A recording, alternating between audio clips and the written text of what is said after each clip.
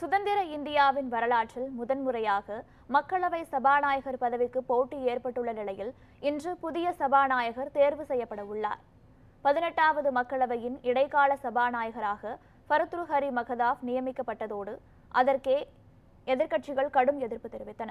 அவையின் மிக மூத்த உறுப்பினரான கொடிக்குன்னில் சுரேஷை நியமிக்காமல் ஃபருத்ருஹரி மகதாப்பை நியமித்தது அரசியல் சட்டத்துக்கு எதிரானது என்று எதிர்க்கட்சிகள் தங்கள் கண்டனத்தை பதிவு செய்தன. அதன் தொடர்ச்சியாக தற்போது மக்களவை புதிய சபாநாயகர் பதவிக்கும் வரலாற்றில் முதன்முறையாக போட்டி ஏற்பட்டுள்ளது. தேசிய ஜனநாயக கூட்டணி சார்பில் ஓம் பிர்லாவும், எதிர்க்கட்சிகளின் இந்தியா கூட்டணி சார்பில் காங்கிரஸ் எம்பி கொடிக்குன்னில் சுரேஷும் வேட்புமனுக்களை தாக்கல் செய்துள்ளனர்.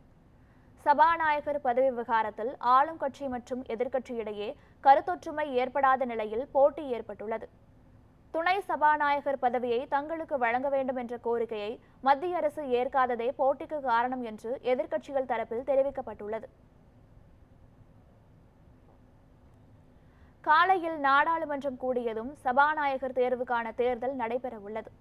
ஆளும் தேசிய ஜனநாயக கூட்டணிக்கு போதுமான எம்பிக்களின் ஆதரவு இருந்தாலும் ஜனநாயக முறையில் தங்கள் எதிர்ப்பை பதிவு செய்யும் நோக்கில் இந்தியா கூட்டணி தனது வேட்பாளரை களமிறக்கியுள்ளது.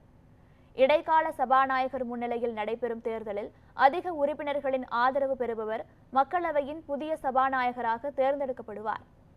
மக்களவை செயலர் தேர்தல் நடத்தும் அதிகாரியாக நியமிக்கப்படுவார்கள். ஒட்டுமொத்த அவையின் பாதுகாவலராக திகழும் மக்களவை சபாநாயகருக்கு பல்வேறு சிறப்பு அதிகாரங்கள் உள்ளன.